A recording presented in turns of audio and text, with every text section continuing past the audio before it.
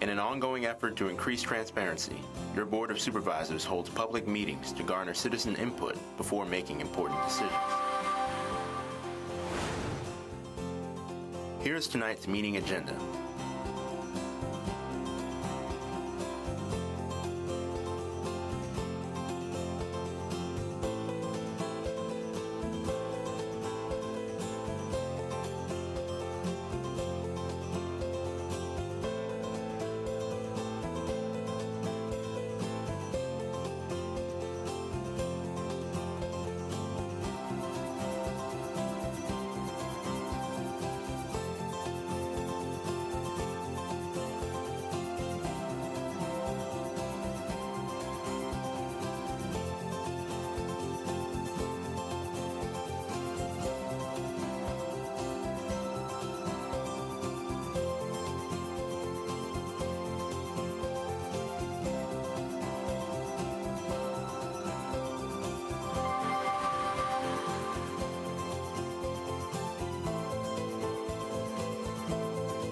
Stay tuned. The Board of Supervisors meeting will begin shortly.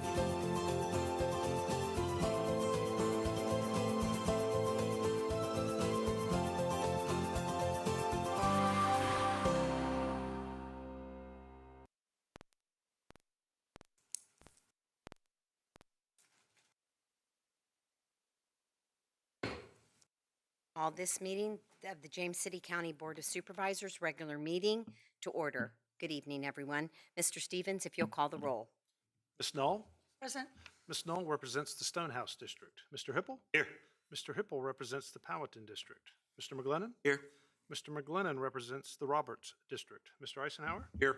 Mr. Eisenhower represents the Jamestown District and is Vice Chair to the Board. Ms. Larson? Here. Ms. Larson represents the Berkeley District and is Chair to the Board. Sitting to my far left is Adam Kinsman, County Attorney. I'm Scott Stevens, County Administrator, and it's my pleasure to be Clerk to the Board.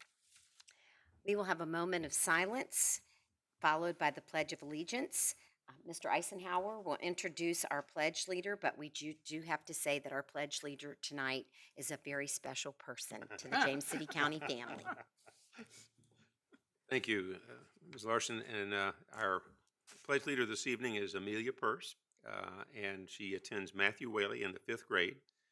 She lives with her parents, Lindsay and Jason Purse, and her brother Calvin over in a neighborhood in my district. And she plays the flute, swims for the Williamsburg Athletic Club. She's in the News Crew, History Club, and Art Club. And I think she's very well attuned to how this operates. So we will let Amelia lead us in the pledge after a moment of silence. Then afterwards, we'll have a certificate for her.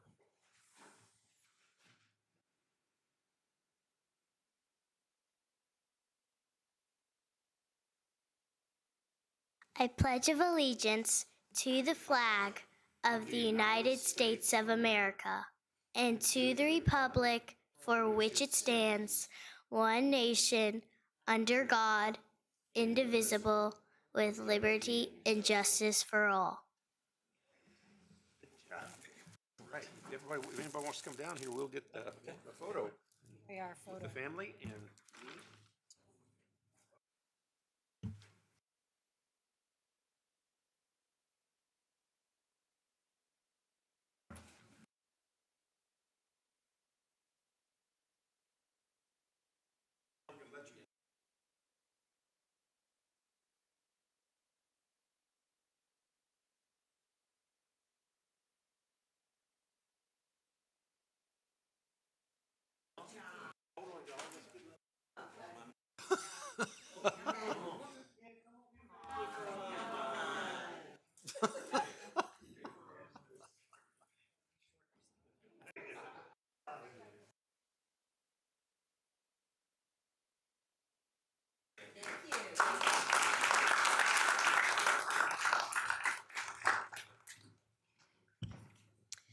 Good evening. At this point in the program, I am going to present the chair awards, but first I'm going to start with some 2024 closing comments. So if you'll just indulge me for 25 minutes, we'll be out of here.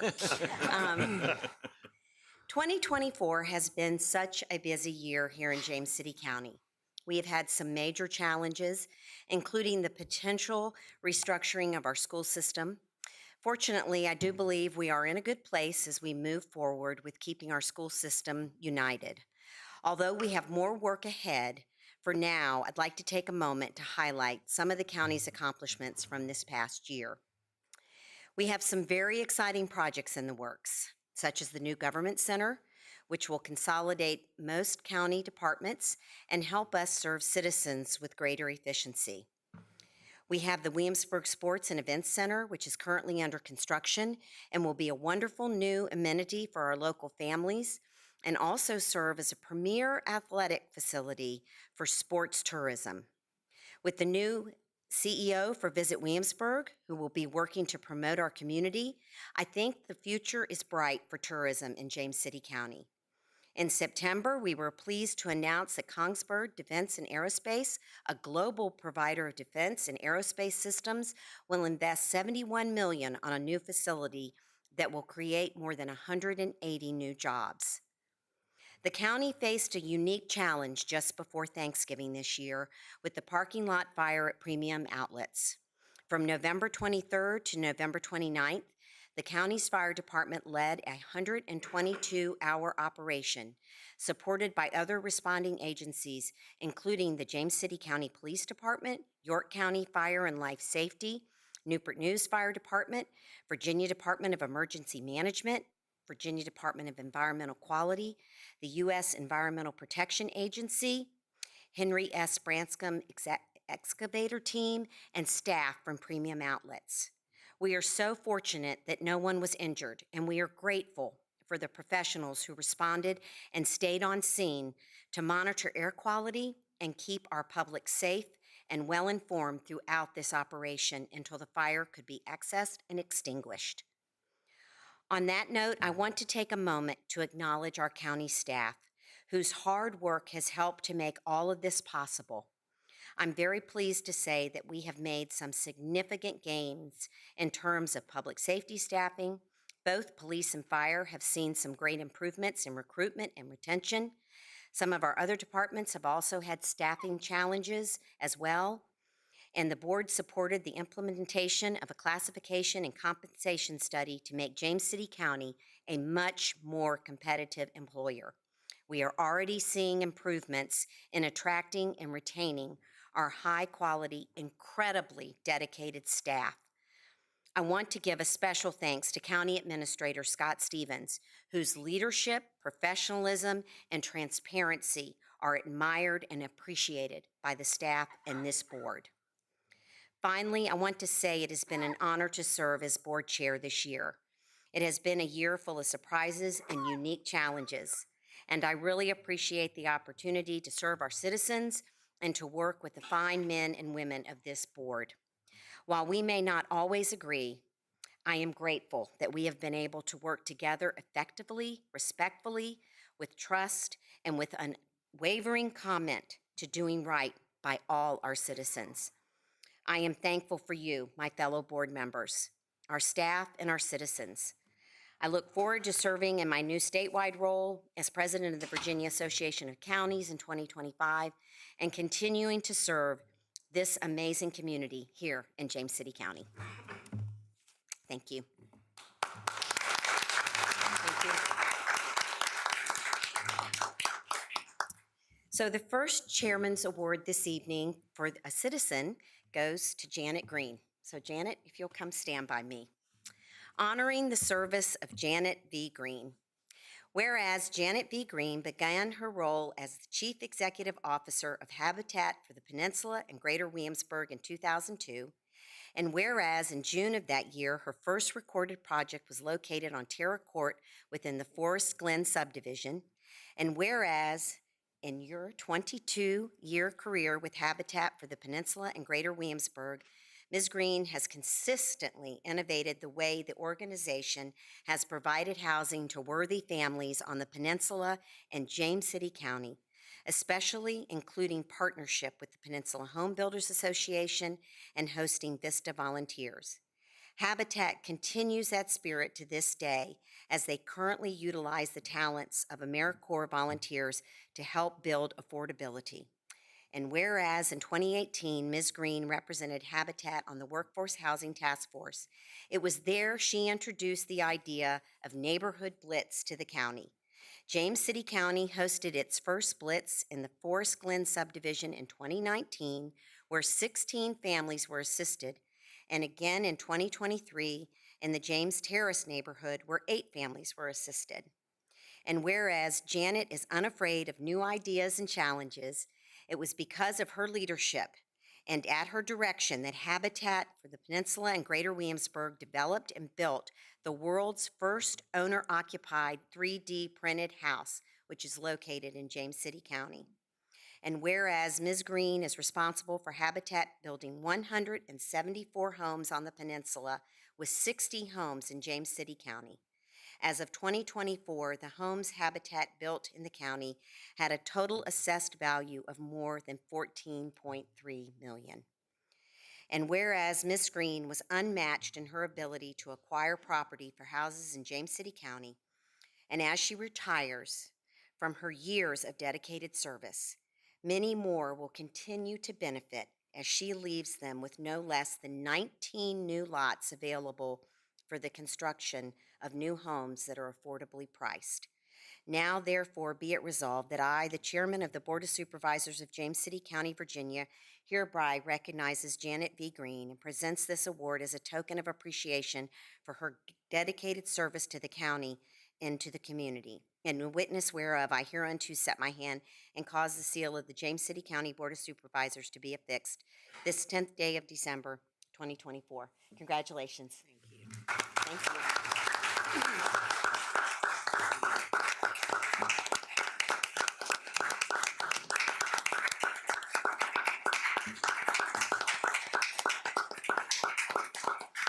Thank you. So I want to offer her a moment to say something, but it's really the work that she has done for this community is life-changing. And I am ashamed to say that I had not been able to ever make it to anything, an opening of Habitat for Humanity for a home until this year. And of course, I had followed and read, and especially my fellow board members had been talking about everything that you'd gotten accomplished. And seeing it for the first time with my own eyes, it was just incredible, the difference that this organization and that Janet made and is making, and for families. It's keeping families housed. And unless you don't have a home, you don't know what it is to not. And so I thank you so much for everything that you've done for the Greater Peninsula, but especially for James City County. So I want to give you opportunity if you would like to say something. I thank you all for this. I am truly touched. I did not plan any remarks, but I will say that everything that Habitat does is a partnership. We can't do any of our work alone. So the county administrator, the staff, certainly with neighborhoods, community development, have helped and worked and partnered with us, including the 3D printed home, the first in the world here in James City County. So thank you. Please continue all the work that you are doing to provide more affordable housing opportunities for these deserving citizens. Thank you. Let's get a picture with everybody.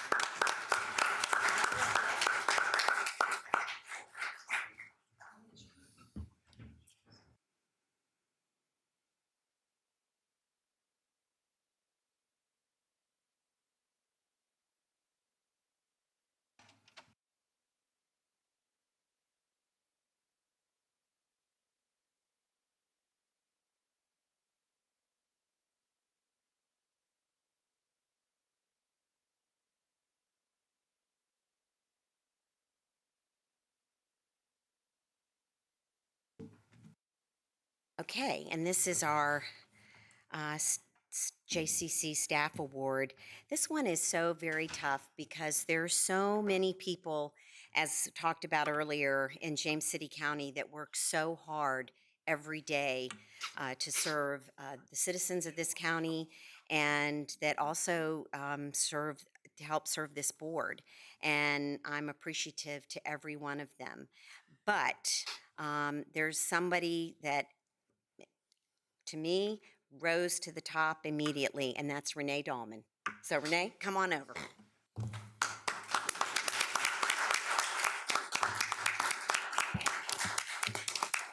Congratulations. Whereas Renee Dahlman has been with James City County since 1993 and currently serves as the county's public information officer.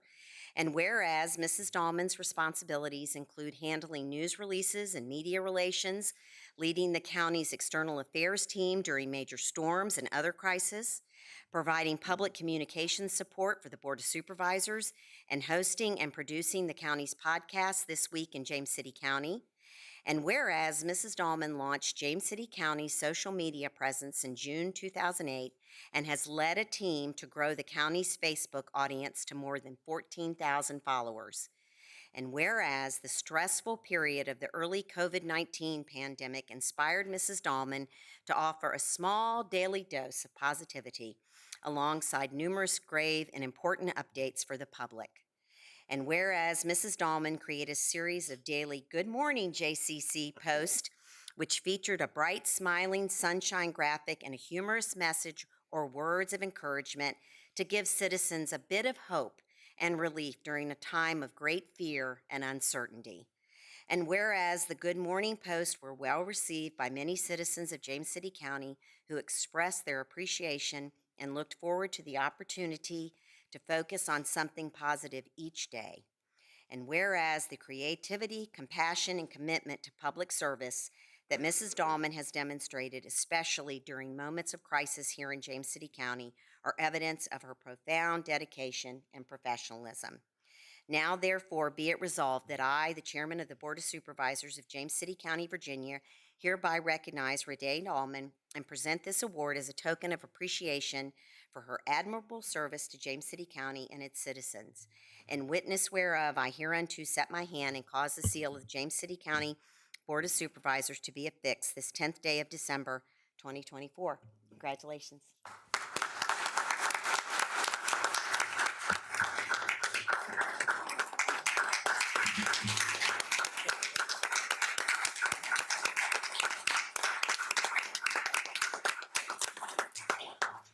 So when we said earlier that it had been a busy year, we were not kidding about that. I think it's been an incredibly busy year for James City County.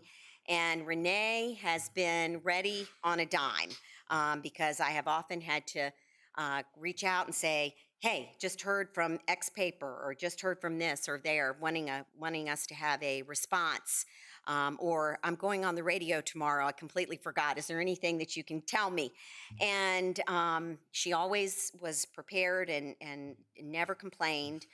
And then the Good Morning James City County, I don't want to downplay that because that is huge. And it shows that people really do appreciate good news and positivity in this world.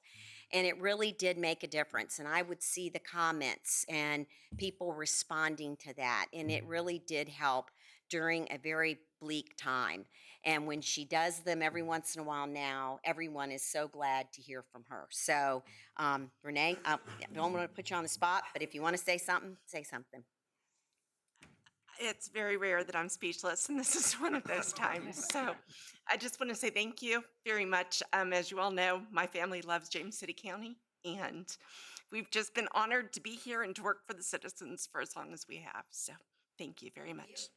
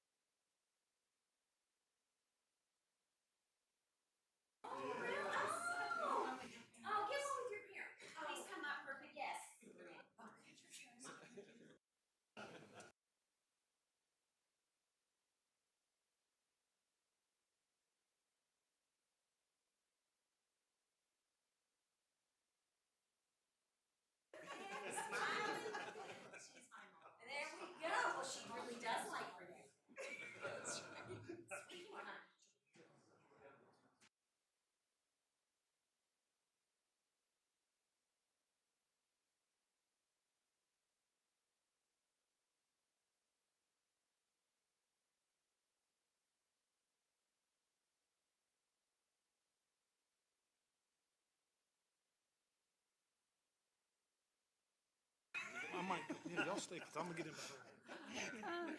Where am I going? Just tell us where you need us. Where do you want me? I need you, Tony, I need you over just a little bit. If you can't see him right, he can't see you.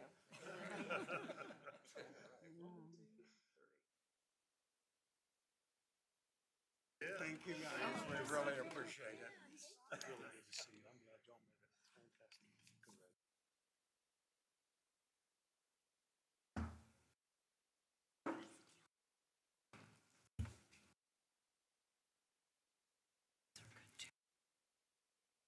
Next is public comment, and we have no public comment this evening, including Mrs. Borman, who cannot be here to talk trash this evening.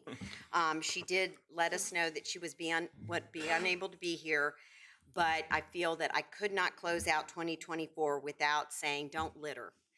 Put your Christmas stuff where it needs to go, your holiday things, put them in the right place. Do not litter. So we do not have a consent calendar this evening, so we will start with our public hearing. Our Planning Commission representative tonight is Dr. Kira Allman. And the first public hearing we have is an amendment to cell tower lease at 3201 Monticello Avenue. Liz Parman to give staff presentation. Thank you. Thank you, Ms. Chair, members of the board. Before you is a resolution to extend the current cell tower lease at 3201 Monticello Avenue for an additional 15 years, ending March 27 of 2047. This is at Fire Station number 5, for your reference. The rent will increase 25% on March 1, 2032, and the tenant will pay an additional $30,000 signing bonus. Staff recommends approval of this lease amendment. I'm happy to answer questions. Questions? Negotiating. Good job. All right, with that, we'll open the public hearing.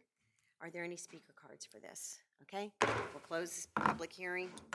Move the And- adoption of the amendment. Thank you. Mr. Stevens? Mr. McGlennon? Aye. Mr. Eisenhower? Aye. Ms. Knoll? Aye. Mr. Hippel? Aye. Ms. Larson? Aye. Motion carries. That brings us to MP 240004/Z240010 Powhatan Terrace Master Plan and Proffer Amendment. Josh Crump to give the staff, hello. Good evening, Madam Chair and members of the board.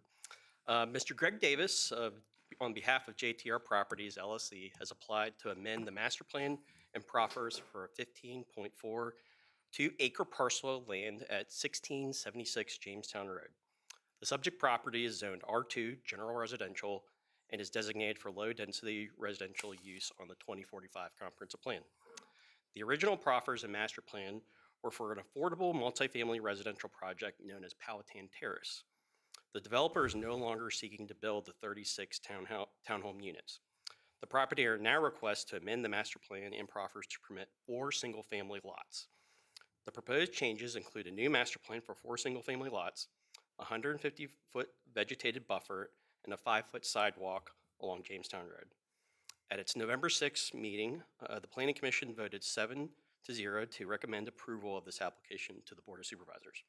There have been no additional changes to this application since the Planning Commission meeting. Staff finds this proposal compatible with the surrounding zoning and development and generally consistent with the 2045 Comprehensive Plan, and therefore recommends the Board Supervisors approve this application and accept the amended proffers.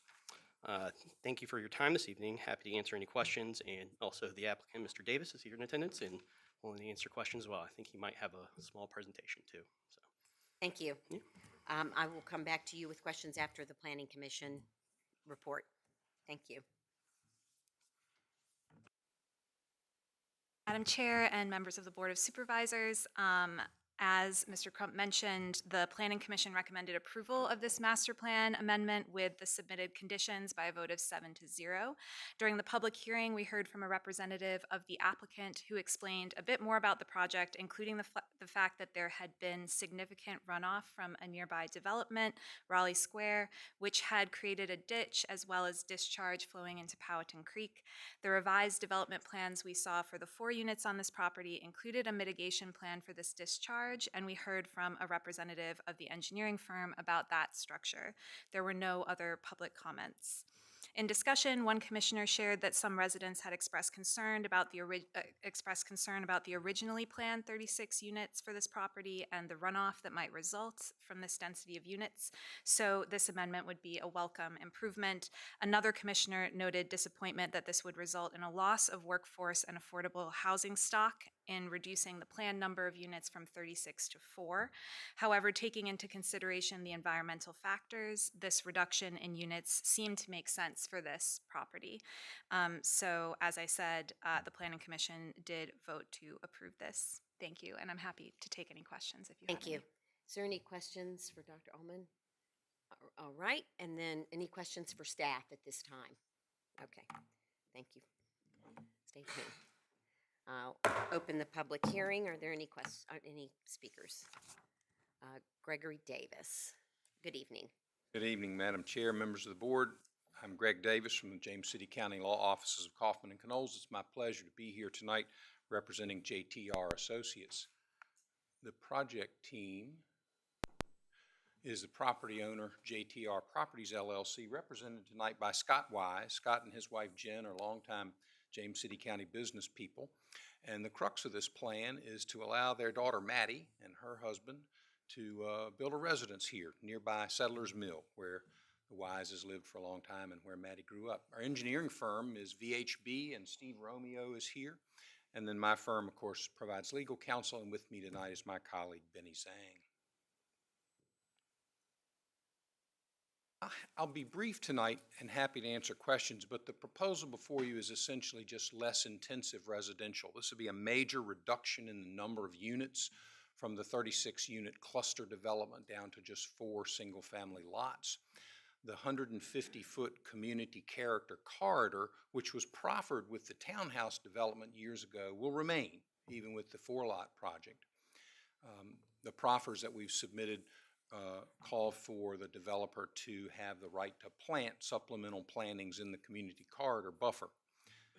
The traffic from a 4 single-family unit project will be far less than that, of course, from a 36 townhouse development.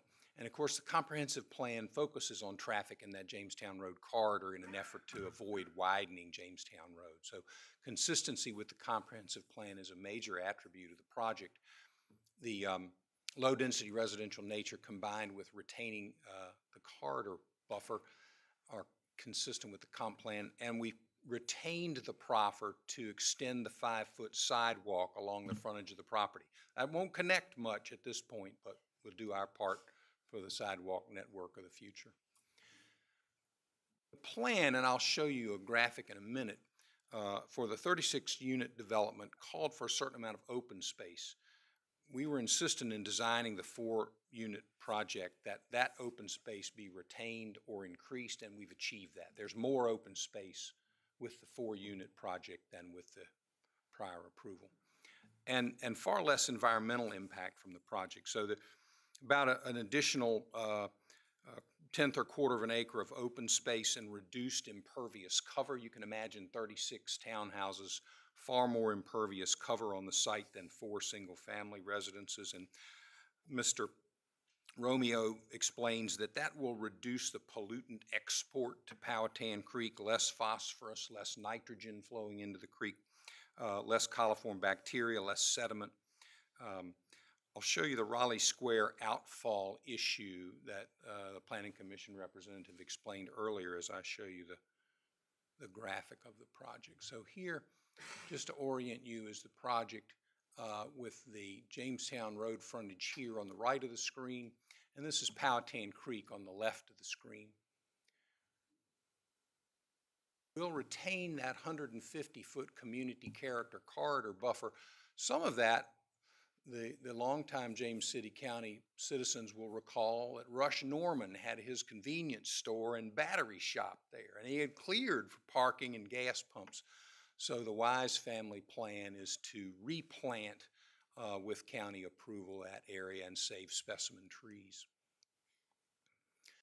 The open space for the townhouse project occupied the rear of the lot buffering Powhatan Creek, and we've been able to retain that open space with the 4-lot plan. This is the Raleigh Square project here, and currently, the Raleigh Square stormwater outfall empties onto my client's property.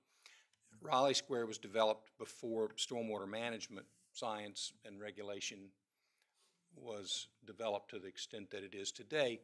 And so in the area of this outfall, there's been significant erosion.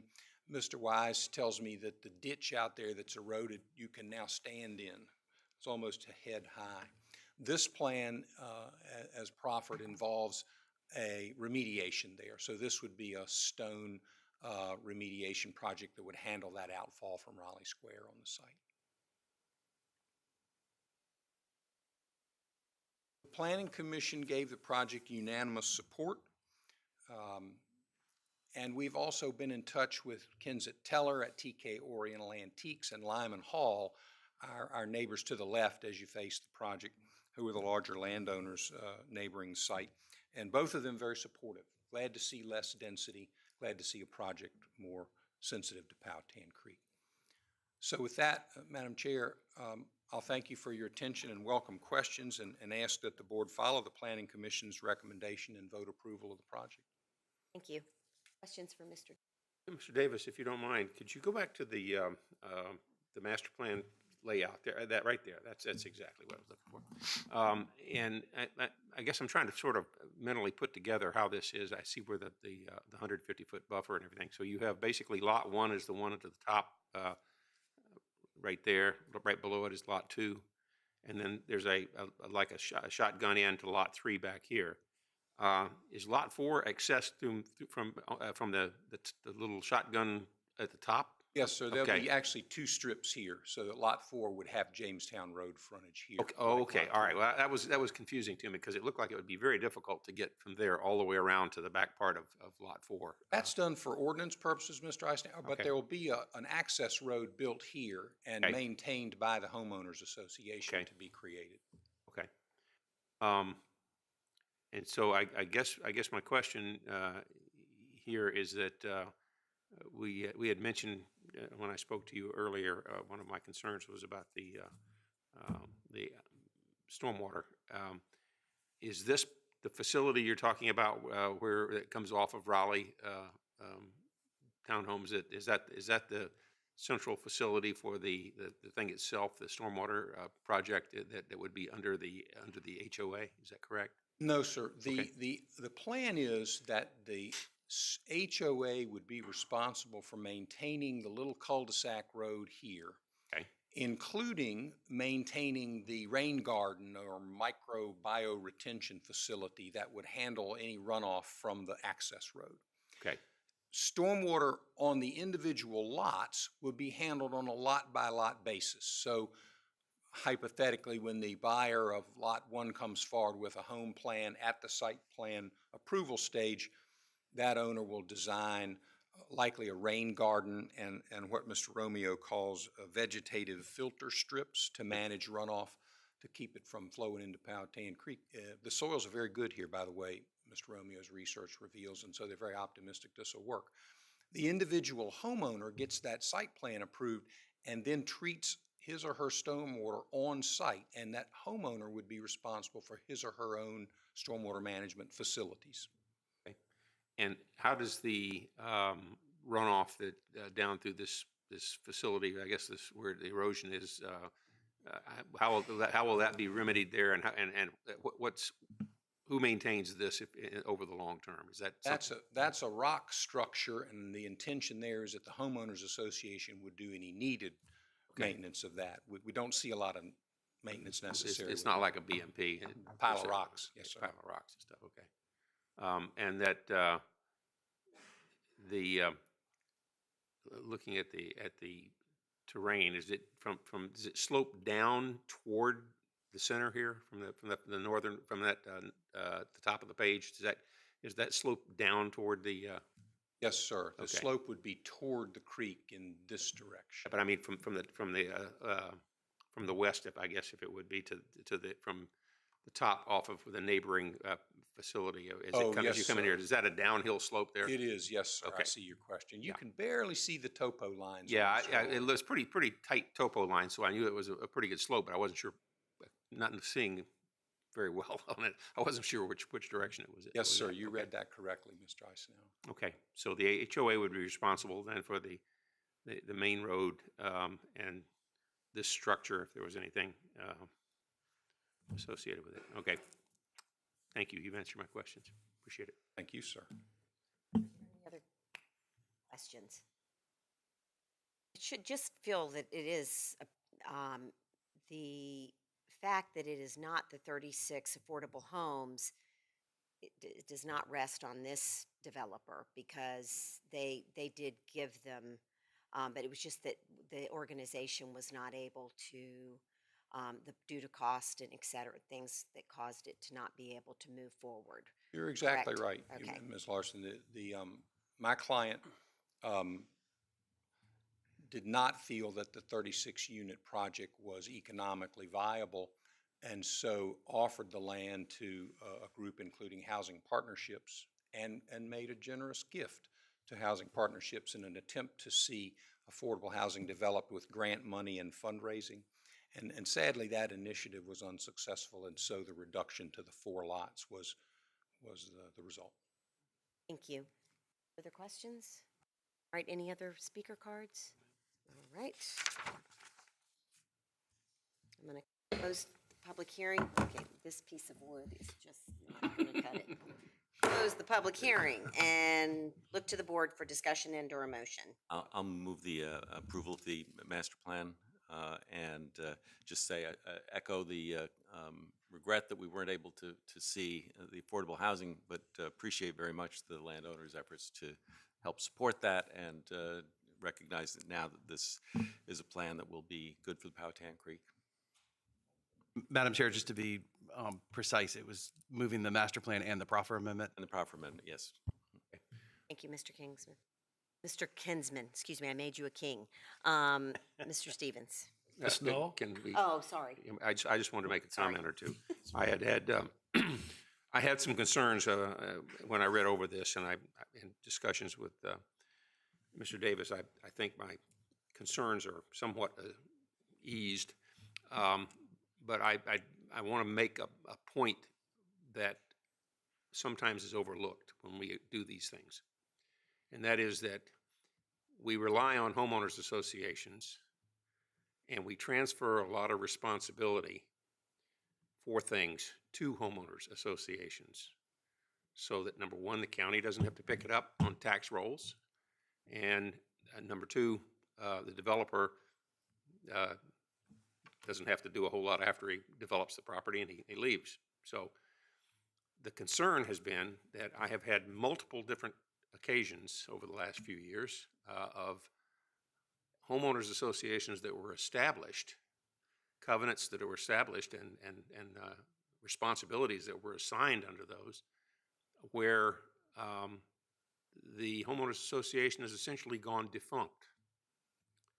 People say it's too much trouble, too much hassle, nobody wants to be the HOA president, and it goes defunct. And then when we have a facility that is a stormwater facility that they're responsible for, and they're not there to take care of it, we have a choice. We can either file suit against our citizens to enforce that, which is probably not a real popular thing for us up here in the elected world to be doing,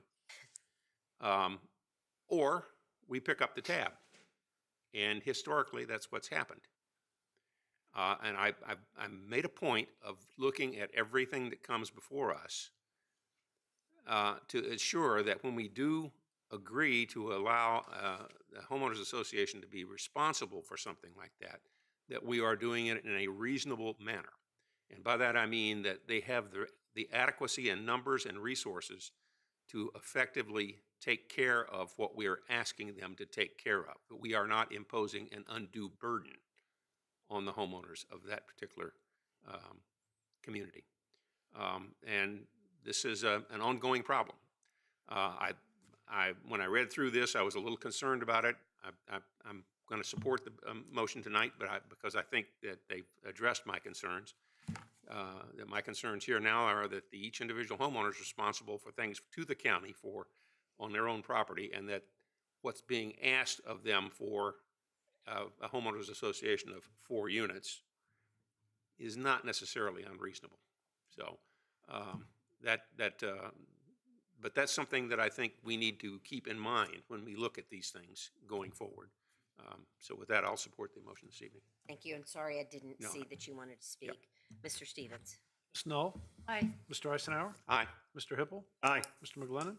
Ms. Larson? Aye. Motion carries. That brings us to SUP 24-0025-7516 Richmond Road, Dollar Tree. Morgan Resinger to give a staff presentation. Good evening, Morgan. Good evening, Madam Chair and members of the board. Mr. Ethan Alexander of Kimley Horn and Associates has applied for a special use permit to construct a commercial building which exceeds 5,000 square feet of floor area within the Norge Crossing Shopping Center. The property is addressed as 7516 Richmond Road, zoned B1 General Business with Proffers, and designated Community Commercial on the 2045 Comprehensive Plan. The proposed building will be 9,977 square feet in size, with access provided from roads internal to the shopping center. Staff has proposed conditions to mitigate potential impacts, including requiring consistency with the proposed architectural elevations and prohibiting the display of merchandise outside of the building. Staff finds the proposal compatible with surrounding zoning and development and generally consistent with the 2045 Comprehensive Plan and zoning ordinance. Staff recommends that the Board of Supervisors approve this application subject to the proposed conditions. I am happy to answer any questions you have at this time, and the applicant team is also in attendance. Thank you. Thank you. Any questions at this moment? All right. Planning Commission report, Dr. Allman. Madam Chair, members of the board, as Ms. Reisinger mentioned, the Planning Commission recommended approval of this special use permit with the proposed conditions by a vote of 7-0. One commissioner had a question regarding whether the property extended to Croker Road, and staff showed the aerial representation that you have here and indicated where a new road was being built, at which point several other commissioners noted that the road was already completed with turn lanes and were impressed by this anticipation of the traffic flow there. During the public hearing, we heard from a representative of the applicant who offered to provide more information and answer questions, but there were no other public comments. In discussion, several commissioners expressed support for this application, having seen many improvements in this area over time, such as new roads, installation of sidewalks, addition of traffic lights, and various stormwater improvements. So as I said, the Planning Commission did recommend to approve this SUP. Thank you, and I'm also happy to answer any questions. Thank you. Any questions? All right, thank you very much. With that, we will open the public hearing. We have one speaker, Vernon Getty. Good evening, Vernon. Madam Chairman, members of the board, I'm Vernon Getty. My pleasure to be here on behalf of the applicant. Also here are Mr. Rick Bushy and Joe Bushy, principals of the applicant. I'll be very brief. This is a good location, good use, the infrastructure's in place, and I think it'll be a benefit to the area.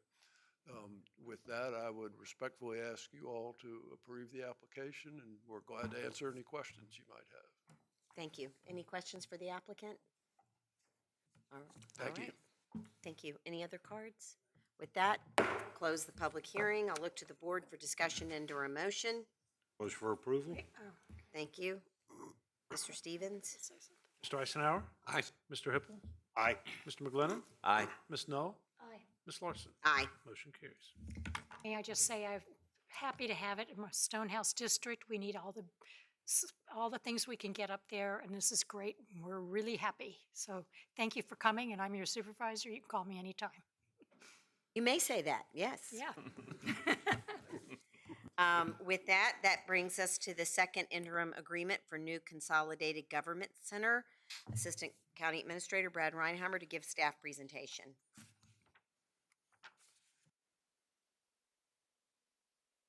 Thank you, Madam Chair, board members, Mr. Stevens, Mr. Kinsman, Ms. Dahlman. It's a pleasure to be here. I guess you could probably figure what I'm going to talk about, right? Anytime I get up and speak. As I know you all recall, back in January of 2024, you authorized Mr. Stevens to execute an interim agreement with the Henderson-Gilbane Joint Venture Group to take us up to 30% design on the proposed new government center. I would like to recognize some of those folks who are here in the audience today representing Henderson and Guernsey Tingle. I appreciate you all being here and your support through this process. it truly has been a very educational and rewarding process, especially for me as an individual who wasn't used to this type of stuff. But I have to say that the collaborative nature of the relationship that I think we've developed with this group says a lot for them and the work that they do. And the working group that we established with the county, some of which are here tonight, it's really been a great experience, a lot of back and forth, but tons of collaboration. And I appreciate all the work that the working group at the county has done and the Henderson-Gilbane group. I appreciate everything that they've done. It's truly been a great experience.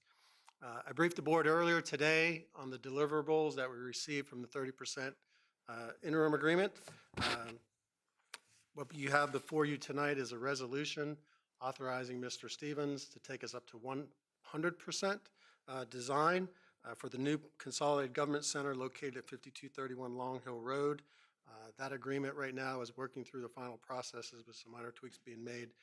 But this interim agreement will not exceed $11.5 million and will get us up to that 100% design and construction documents to be able to begin construction if that's the desire of the board prior to signing a comprehensive agreement.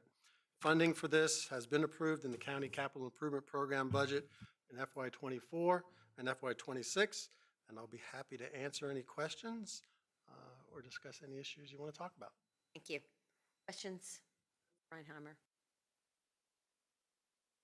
I don't have any question for you, Mr. Breinhammer, but I do want to thank you for the efforts you've been putting in and for the folks who've been working with us on this project, their willingness to address concerns that we might have or to answer questions about the nature of the project. So, appreciate it. I would also just like to thank everyone involved and thank you for, you've made sure that you have brought this board along with you and given information at each, as we move along each step, and it's much appreciated. So we have no PC report for this, so I'm going to open the public hearing. Do we have any cards? Close the public hearing. I'll look to the board for discussion and/or a motion. Motion for approval? Mr. Stevens? Mr. McGlinnan. Aye. Ms. Knoll. Aye. Mr. Hippel. Aye. Mr. Eisenhower. Aye. Ms. Larson. Aye. Motion carries. Right, thank you. That brings us to board considerations. There are none. Board requests and directives. Ms. Knoll? Okay, let's see. Last month, or the beginning of this month, I attended the ribbon cutting at the Grove Outreach new food facility, which is fabulous. It's just beautiful. I mean, they have big freezers and so forth. And what this does is allow the people that live in the Grove community and people outside our county can still come and get free food there. But the great thing they have about this is they no longer give you a bag of food. You come in with your shopping list and you can shop. It's just like a grocery store. So it's very, very nice.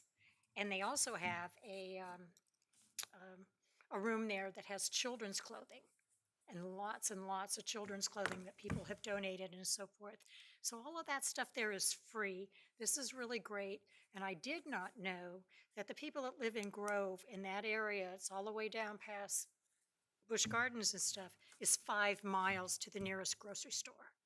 So this is really a big thing that this Grove Outreach Church is doing for our community. And they will accept donations of whatever you've got. They've got cans of food. All our local grocery stores have contributed. You will see in there stuff from Publix, from Food Lion. Everybody contributes, which is a really great thing. So I was excited to go there. Then, I can't remember what day, I went to the orientation for new employees in the county that was held up at Croker Library. And so I just talked to them for a few minutes. Mr. Reinheimer spoke after me. We just kind of welcomed them and so forth. There were about 25 new employees there. So we just talked about how great it is to live in this county, number one, how great it is to work for this county, number two, and we all get along and we're all family. And then let's see what else. I went to the event yesterday at the Naval Station. I was invited by Mr. Eisenhower to support the troops. What is it called? Home for the holiday for our troops that are based there. And he can give you a report on that. And that was very interesting. And I was honored to be able to go there. So thank you. That's it. I don't have much, just Merry Christmas and a Happy New Year, and that's it for me. Just a couple of quick things. The first is to just mention that along with other board members, I attended the swearing in of 4 new police officers last week, and it was a very wonderful experience, a lot of emotion and a lot of enthusiasm for our new officers, and a good indication that we are successfully addressing the need to fill positions in the department, and that folks who have a long history in the community especially want to stay here and want to participate in public safety for the community. So I appreciated that very much. And I want to express my appreciation to our county administrator, to Paul Holt, to Morgan Reisinger, to I'm sorry, let me put on my glasses before I forget to Christy Parrish, our zoning administrator, to Joe Davis, who we approved earlier today as our fire marshal, and our audiovisual team, Mitch and Emma. I know we're working on this particular project for a meeting that I held last night with residents from Kingsmill to bring them up to speed on conceptual plan that's been submitted by Escalante for development of property in the Kingsmill community. We had 250 residents here last night for that meeting, and another 120 or so who watched on a YouTube channel that was made available for the meeting. People had the opportunity to express their concerns, to suggest ideas, and to just get an update on what is happening, what the county's role will be in that, and the degree to which the county may not be able to be involved in some of the decisions and questions relating to that particular development. I will say that in addition to asking good questions and presenting useful information, the residents were very appreciative of the opportunity to express their concerns, and especially appreciative of their ability to engage with county staff who did a great job in explaining situations and earned a warm round of applause at the end of the meeting. Oh, and I'll echo Mr. Hippel's best wishes for the holiday season as we move closer to Christmas and a number of other festivities that will take place among folks of different religious traditions or those who just like to celebrate the season. Thank you. I had quite a few things. Back on November the 14th, we did a Goodwill ribbon cutting. It's the first Goodwill facility in James City County. We have one up in the city of Williamsburg. They took over the old Rite Aid facility that was empty, sitting on News Road, and did a wonderful job. And it's the first ribbon cutting I've ever been to where if I hadn't cut the comments short, I would have been trampled to death by the audience waiting to get in. They were down the side of the building and around the parking lot, and the parking lot was full. And it was a wonderful facility. They opened, they were doing business, and for the next week, it's been completely packed. And even after it's eased off a little bit, the parking lot's still pretty full. They're doing a really, really good business there. So it's a welcome change to what we had put up with down there with an empty store. Good reutilization of that building. I would mention on the 21st of November, we did the celebration of business out at the Main, and that was a very, very nice event. I think we conflicted with something else in the city, which chamber event, their Jingle Fest. So I know the chamber is trying to work out how to deconflict some of these so we can get more people to attend most of these things as we go forward. I had a ribbon cutting in Newtown, Aleva Coffee. It's right down near the theater, and it was a very interesting operation. The family that owns it brings their own beans in and does their own roasting and everything. So it's a real if you're a real aficionado, that's a good place to go. I will comment on the police swearing in. I got to tell you that those ceremonies for our police department are ultra important to our community and to our police officers. And what was really striking to me, I think Mr. McGlinnan mentioned, is 3 of the 4 were graduates of our local high schools. These were people who are staying in the community and working and living here. And the 4th one was military retiree. who is staying in our community. So it's really nice to have that. I've saved the last, I do want to express my thanks to my fellow board members for their support. We had 100% support of the Home for the Holidays program from you board members here. Just to give a little historical background, we've been doing this thing for about 4 years. We started out with $300 travel stipends to help these young enlisted people at the Naval Weapons Station and the Coast Guard who were trying to get home for Christmas, to help them defray their travel expenses. We were able to do 23 of them the first year. The second year it was 40. The third year, last year, was 45. Now, when you consider that we have anywhere from 60 to 80 applicants, the most painful part of this whole thing was trying to look through the applications and determine who we were going to award and who we couldn't. This year is just absolutely phenomenal. And I will have to give credit to Mr. Wilfred Kale, who's a reporter in our community. He got an article for us in the Virginia Gazette and the Daily Press, which generated throughout the entire area tremendous participation. We had 90 applicants this year. We sent all 90 of them home. $27,000 we raised. So now, Ms. Knoll was there yesterday at the Naval Station, and we pressed her into duty. She became our photographer. She was up snapping pictures as we were doing this, and we handed out 44. There's 12 Marines and 32 sailors yesterday. And tomorrow, either out by the flagpole, weather permitting, or in the theater if it's not, we'll have 46 Coast Guard members that we will be presenting these awards to. And this is one of the best examples, I think, of getting the business community, the members of our community, and our military members in our community all together and supporting each other. And it's phenomenal. It made just one of the more feel-good experiences you'll have this Christmas. So thank you for everyone who participated, and thank you for all the community support for it. Thank you for putting your heart and soul into it. My goodness. Just very quickly, I participated in the 250th anniversary of the establishment of the James City County Committee of Observation, which was done by the National Society of the Sons of the American Revolution out at Freedom Park. And I want to thank Carla Brittle and the 250th committee who provided refreshments for that group. And it was just a very interesting and ceremony, and I'm so glad to have participated. I want to thank Mr. Eisenhower for connecting me with that group.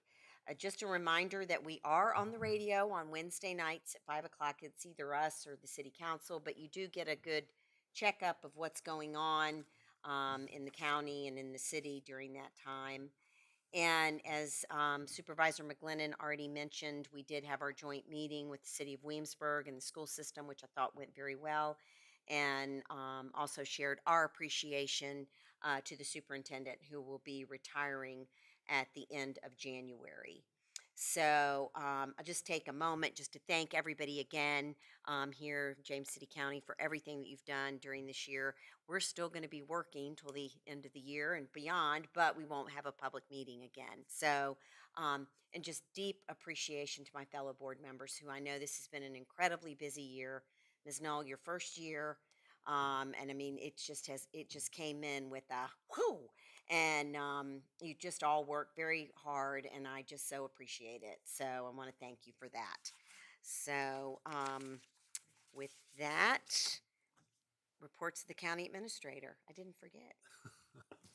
Nothing to report this evening. Nothing to report. Right. Well, happy holidays to everyone, and Merry Christmas. And we don't have a closed session, so I do need a motion to adjourn until 4 p.m. on January 14th, 2025 for the organizational meeting. So moved. Thank you. Mr. Stevens? Ms. Knoll? Aye. Mr. Hippel? Aye. Mr. McGlennon? Aye. Mr. Eisenhower? Aye. Ms. Larson? Aye. Motion carries. I'd like to call to order the meeting of the James City Service Authority Board of Directors. Mr. Powell? Good evening. Mr. Hippel. Here. Mr. McGlennon. Here. Mr. Eisenhower. Here. Ms. Larson. Here. Ms. Knoll. Aye. Here. Let's see, any presentations tonight, sir? No, ma'am. Okay, public comment? No, ma'am. Consent calendar. Tonight, consent calendar consists of the following items: minutes adoption and a contract award of $325,237 for the Operations Center's HVAC replacement. Move the adoption of the consent calendar. Mr. Hippel? Aye. Mr. McGlinnan? Aye. Mr. Eisenhower? Aye. Ms. Larson? Aye. Ms. Knoll? Aye. And nobody wishes to pull an item, obviously. Then I may have a motion to approve. We approved. Okay, the public hearing. So resolution approving public use and authorizing acquisition of necessary property rights by eminent domain. Mr. Seff. Mr. Powell. James City Service Authority proposes to complete a water main connection between the Spring Hill and Ford's Colony developments. The portion of the water main in Ford's Colony was installed as part of the original development, but the portion on the Spring Hill side was never installed. An easement is necessary to complete this project, and since there are questions about the ownership of the property where the connection will occur, it was determined after consultation with the county attorney's office that the best course of action to obtain the easement is through condemnation. Following acquisition of the easement, JCSA staff will install 200 feet of 8-inch water main to connect the two developments. The water main will provide redundancy and improve the fire flow in the area. An appraisal on the property was obtained, established the value of the property of $4,508. Since JCSA is only obtaining an easement and not acquiring the property in fee simple, staff has determined that just compensation is half of the appraised value, or $2,254. Staff recommends approval of the resolution. Questions for staff? Just one now, since we don't know the ownership, who gets the money? So I actually asked Ms. Parman that. As I understand it, the money will be held in escrow through the court system, and there's a prescribed amount of time, it's years, but there's a prescribed amount of time which someone could come forward and try to claim it, and if that doesn't happen, then eventually the money will just revert back to the state. Motion for approval? Mr. Hippel? Aye. Mr. McGlinnan? Aye. Mr. Eisenhower? Aye. Ms. Larson? Aye. Ms. Knoll? Aye. Okay. So we have no public hearing, obviously. Okay. And the board consideration setting a public hearing about regulations governing utility service updates. This resolution sets a public hearing for your January 14th, 2025 meeting for changes in the JCSA rates and charges as set forth in the regulations governing utility service. The purpose of these proposed changes is simply to clarify the amounts for deposits. The language clarifies that a $20 fee shall be paid by each applicant for a new water service only account or a new sewer service account, and that a $40 fee shall be paid for a new water and sewer service account. The previous practice has been to charge $40 regardless of whether it was water only, sewer only, or combined. The language also clarifies that a deposit, when applicable, is $100 for water service and $75 for sewer service. These amounts are consistent with the current practice, but they had not been codified. Staff recommends approval of the resolution authorizing the public hearing to consider these proposed amendments to the fees and charges as established in the regulations governing utility service. Questions? Yeah, if this establishes a public hearing in January. That's correct, yes. At that public hearing, do we then adopt this change, and if so, when would it go into effect? That's correct. You would, if you do decide to approve it, you would adopt it at the January 14th meeting, and the change would go into effect immediately. Okay. Thank you. To the board for discussion or a motion? Motion for approval? Mr. Hippel? Aye. Mr. McGlinnan? Aye. Mr. Eisenhower? Aye. Ms. Larson? Ms. Knoll? Aye. Board requests and directives? Anything? All of our JCSA staff have a great holiday, and Yep. Merry thanks, Come to the and party. thanks to them for the hard work that they've put in this year, as always. Yes, absolutely. Mr. Powell, you have a report? Just two quick things. Just a reminder, the JCSA Holiday Luncheon is Thursday at 11:30 in the morning at the JCSA Operations Center. And then secondly, I don't remember if I closed the loop with you on this or not. The retreat is January 24th. We all knew that. It has been confirmed that it'll be in the afternoon. So I'm thinking that I will provide lunch starting around noon and that the meeting will probably start around 12:30 or 1 o'clock. And you can just adopt that as part of your calendar on the January 14th organizational meeting, but I did just want to make sure that's on everybody's calendar. Motion to adjourn. Motion for adjournment? Mr. Hippel? Aye. Mr. McGlinnan? Aye. Mr. Eisenhower? Aye. Ms. Larson? Aye. Ms. Knoll? Aye. All right, thank you. Thank you. you all.